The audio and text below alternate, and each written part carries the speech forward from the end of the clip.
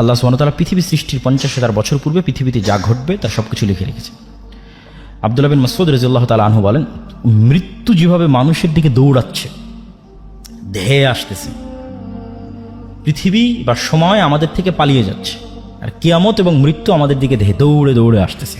প্রতি সেকেন্ডে যত কিলোমিটার গতিতে আলো চলতেছে, তত লক্ষ কিলোমিটার গতিতে আমার মৃত্যু আমার দিকে ধেয়ে আসতেছে। কেন? ওটাই টাইম, ওটাই আমার লাইফ লিমিটেশন। তো ওই যে মৃত্যু যেভাবে মানুষের দিকে ধেয়ে আসে, মানুষের রিজিক সেভাবে মানুষের দিকে ধেয়ে আসতেছে। কোনো মানুষ তার তাকদীরে লিখিত রিজিক ভক্ষণ না করে পৃথিবী থেকে বিদায় নেবে না। এটা আল্লাহ সুবহানাহু ওয়া তাআলার ফায়সালা।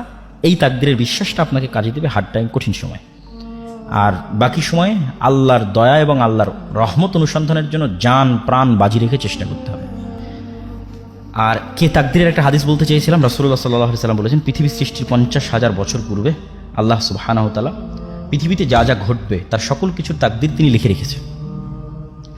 তো এই দুইটা ঘটনা এবং তাকদীরের প্রতি অগাধ আস্থা, এটা আপনাকে কাজে দিবে কিসে? ঘরে বসে থাকার প্রতি উৎসাহিত করার জন্য না। ঘরে তো বসে থাকা যাবে না, কেন? আমি তো আগেই বলেছি যে পৃথিবীতে যা রিজিক ছড়িয়ে আছে তা কার দয়া? সব দয়া তো কাফের মুশরিকানে নিয়ে চলে গেল। তাহলে মুসলমানেরা ঘরে বসে থেকে কিভাবে দাবি করে যে সে আল্লাহর বান্দা? আল্লাহর বান্দা হলে আল্লাহর দয়া অনুসন্ধানের চেষ্টা করতে হবে। সাহাবীরা করেছে, নবী রাসূলেরা করেছে, আমাদেরকেও চেষ্টা করতে হবে। কিন্তু তাকদীরের প্রতি বিশ্বাসটা কাজে দিবে কোথায়? যখন কঠিন সময়, তখন। যেটাতে রাসূলুল্লাহ সাল্লাল্লাহু আলাইহি ওয়াসাল্লাম এই হাদিসে বলতেছেন যে কাতাবাল্লাহ মাকাদির আল খালাইক ক্বাবলা আন ইয়াখলাকাস সামাওয়াতি ওয়াল আরদ বি50,000 সানা। আর দুনিয়া বিমুখতার যে হাদিসগুলো, ইসলাম সন্ন্যাসবাদ কখনোই নয়। এত বড় বড় কোটিপতি সাহাবী আছে, সব রাসূল সাল্লাল্লাহু আলাইহি ওয়াসাল্লামের জান্নাতের সুসংবাদপ্রাপ্ত 10 জন সাহাবী। যে 3 জনের নাম বললাম, উসমান গনি, তার নামই দেওয়া হয়েছে ধনী, গনি মানে ধনী। জুবাইর ইবনুল আওয়াম, তৎকালীন মদিনার ব্যাংকিং সিস্টেম উনি কন্ট্রোল করতেন। সবাই এসে তার কাছে টাকা জমা রেখে যেত, উনি মানুষের টাকার লেনদেন করতেন, উনি নিজেও কোটিপতি ছিলেন। ওনার বিশাল বাংলো বাড়ি ছিল মদিনাতে, যেটার কিছু ভগ্নাংশ, খণ্ডিত অংশ এখনও পাওয়া যায় মদিনাতে। বড় বড় সব খেজুর বাগানের মালিক ছিল। আর আরেকজনের নাম বললাম আব্দুর রহমান বিন আউফ। 3 জনই কোটিপতি, 3 জনই জান্নাতের সুসংবাদ প্রাপ্ত। তাহলে তো এটা বলার কোনো অপশন নাই, সুযোগ নাই যে ইসলাম সন্ন্যাসবাদকে সাপোর্ট করে, এটা বলার সুযোগ নাই। কিন্তু দুনিয়া বিমুখতার যে হাদিসগুলো বা দুনিয়া বিমুখতার যে ঘটনাগুলো, এগুলো হচ্ছে আপনাকে সাপোর্ট দিবে আপনার টাফ টাইম এবং হার্ড টাইমে।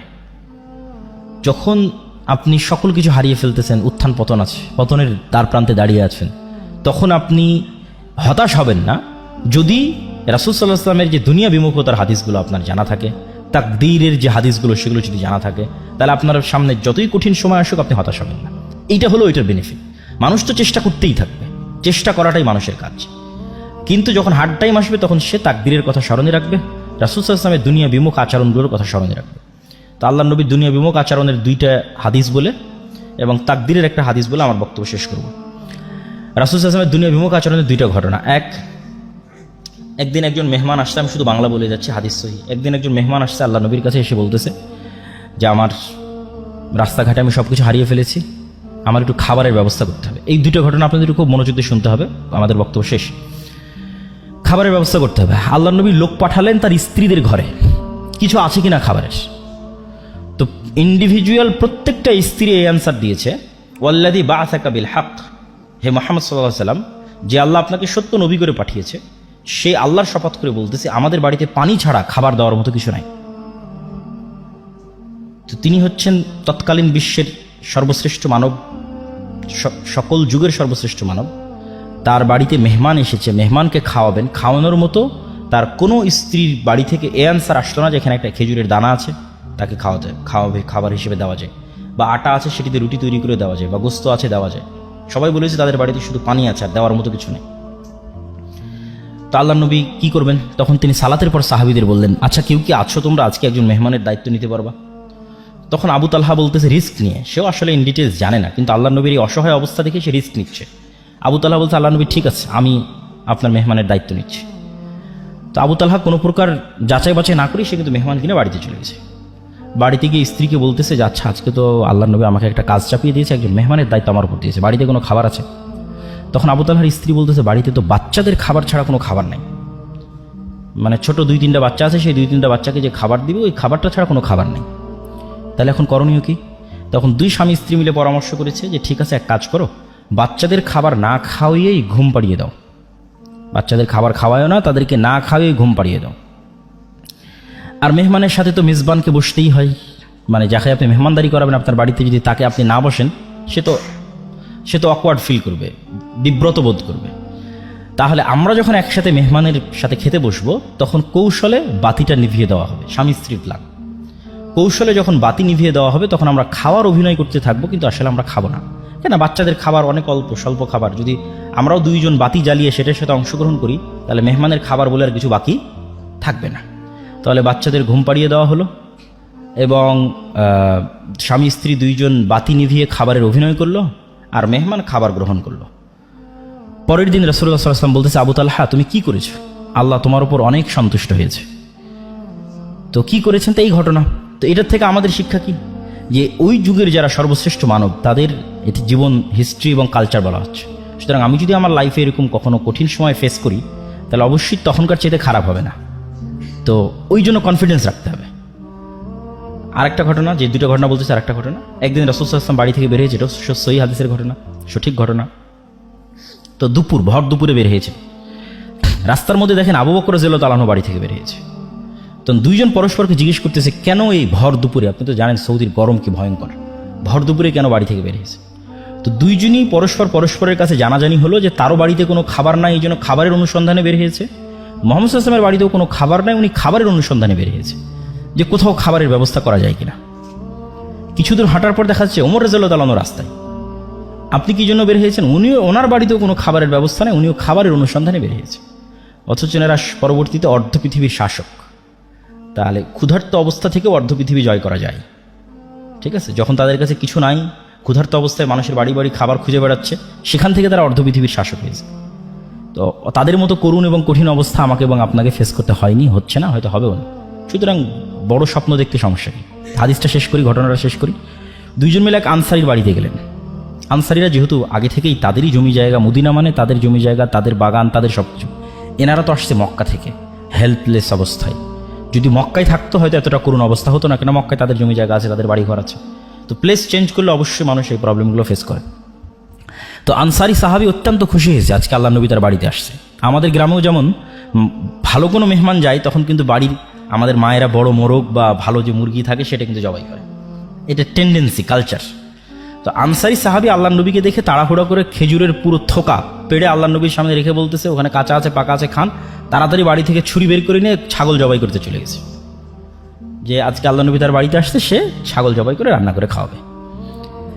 তো ছাগল জবাই হলো, রান্না হলো, খাওয়া দাওয়া হলো, খেজুর খাওয়ানো হলো, ছাগলের দুধ দেওয়া হলো, যত রকমের ব্যবস্থাপনা ছিল সবই করা হলো।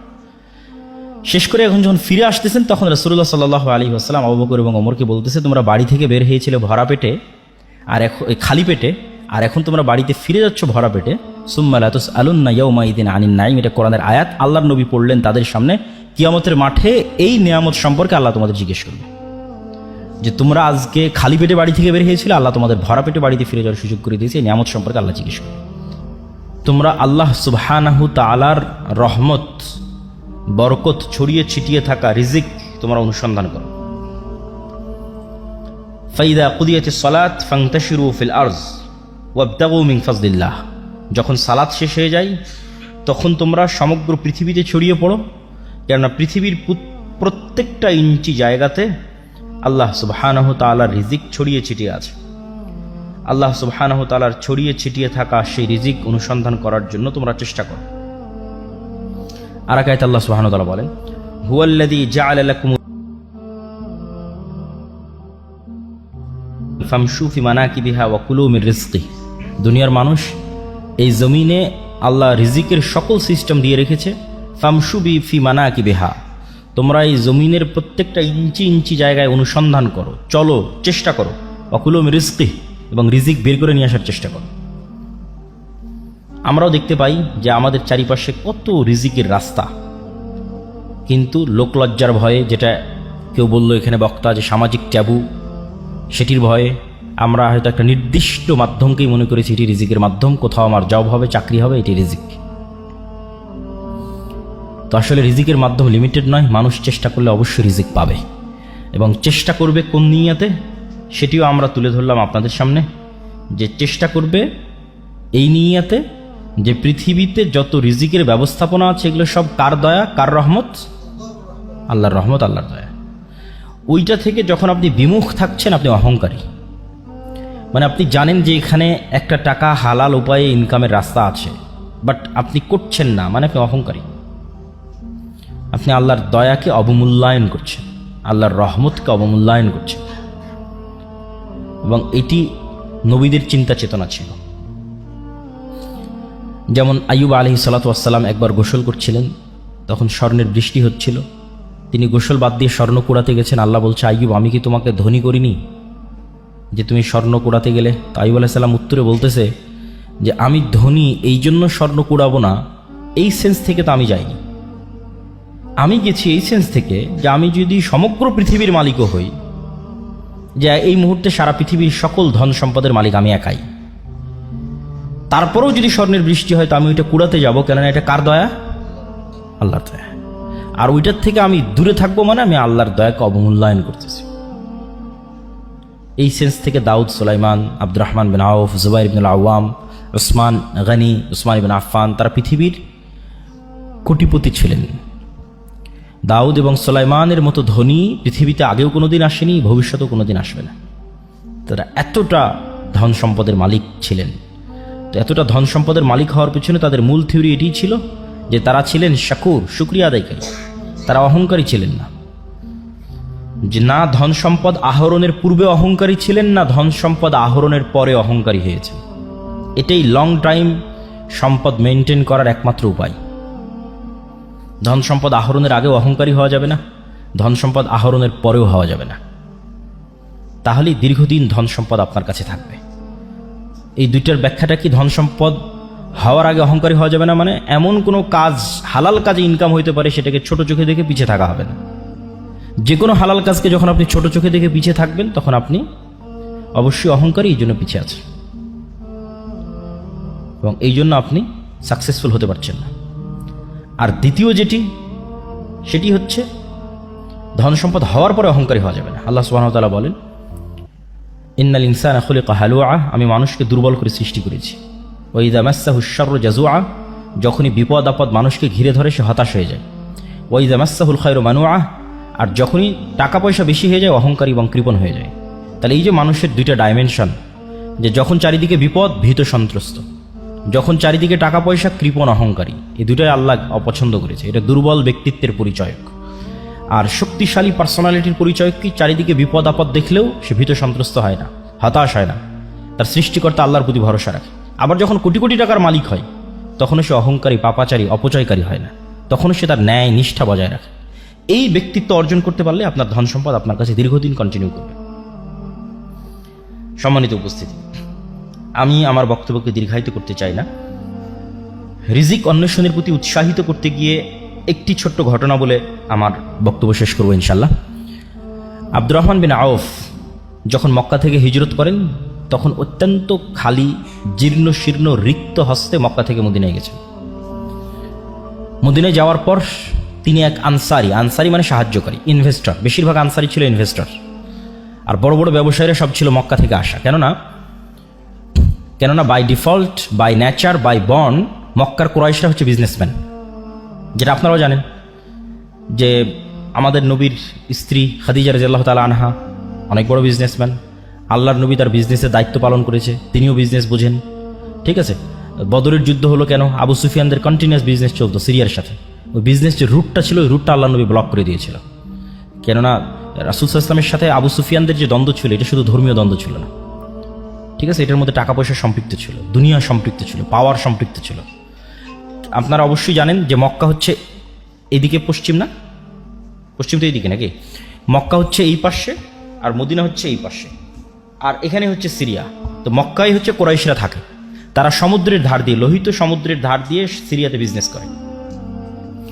তো এই বিজনেস রুটে মধ্যে মদিনা। তো যখন মুহাম্মদ সাল্লাল্লাহু আলাইহি ওয়াসাল্লাম মক্কা থেকে হিজরত করে মদিনায় আসলেন, তখন তিনি বিজনেস রুট বন্ধ করে দিলেন। তোরা বিজনেস করবে কিভাবে? তখন তো যুদ্ধ অনিবার্য। এই জন্য কিন্তু বদর, উহুদ থেকে বাকি যে যুদ্ধগুলো হয়েছে, এই যুদ্ধগুলো এই কারণে যে মদিনা যত বেশি পাওয়ারফুল হবে, মক্কার ব্যবসা তত সংকীর্ণ হয়ে যাবে, কেন ব্যবসায় চলতো সিরিয়ার সাথে। তো এরা by nature, by default business করা জানতো। তো ওরা যখন ওখান থেকে মদিনায় আসছে, তখন মদিনার মানুষেরা টাকা পয়সা দিয়ে ইনভেস্ট করেছে, ঠিক আছে তোমরা বিজনেস করো। আব্দুর রহমান বিন আউফকে বিজনেস করার টাকা দিয়েছে, জুবাইর ইবনে আওয়ামকে বিজনেস করার টাকা দিয়েছে, ওসমান ইবনে আফফানকে বিজনেস করার টাকা দিয়ে, এরা তো মক্কা থেকে পালিয়ে এসেছে সবাই, বড় বড় সাহাবী। কিন্তু এই প্রত্যেকটা বড় বড় সাহাবী অতি শর্ট টাইমে কোটিপতি হয়ে গেছে। তো আব্দুর রহমান বিন আউফ বললেন যে আমি তো উটের ব্যবসা বুঝি, আমাকে কিছু উট দাও, আমি আজকে থেকে বাজারে উটের বিজনেস শুরু করব। তো বাজারে যখন উটের বিজনেস শুরু করলেন, উনি একটা মূলনীতি মেনটেন করতেন। উট বিক্রি করার আগে বিভিন্ন অঞ্চল থেকে মানুষজন আসতো, উটের বাজারে উটের হাটে উট উঠতো, যেমন আমাদের অঞ্চলে কুরবানির সময় গরুর হাট হয়, গরুর হাটে উট উঠতেছে। তো উনি উটের খুঁটিনাটি সম্পর্কে খুব অভিজ্ঞ ছিলেন, উটের নেচার, স্বভাব, উটের খাওয়া, উটের ফুড সিস্টেম, ঠিক আছে, উটের আবাস বসবাস, উটের কালার, রং, শক্তি, সামর্থ্য, জীবন প্রণালী, বংশধারা, এভরিথিং সম্পর্কে খুব জানতেন। তো যে বিষয়ে মানুষ বিজনেস করুক, ওই বিষয়ে নলেজ না থাকলে তো আসলে সে বিজনেস করতে পারবে না। তো যেহেতু উনি উট বিষয়ে সব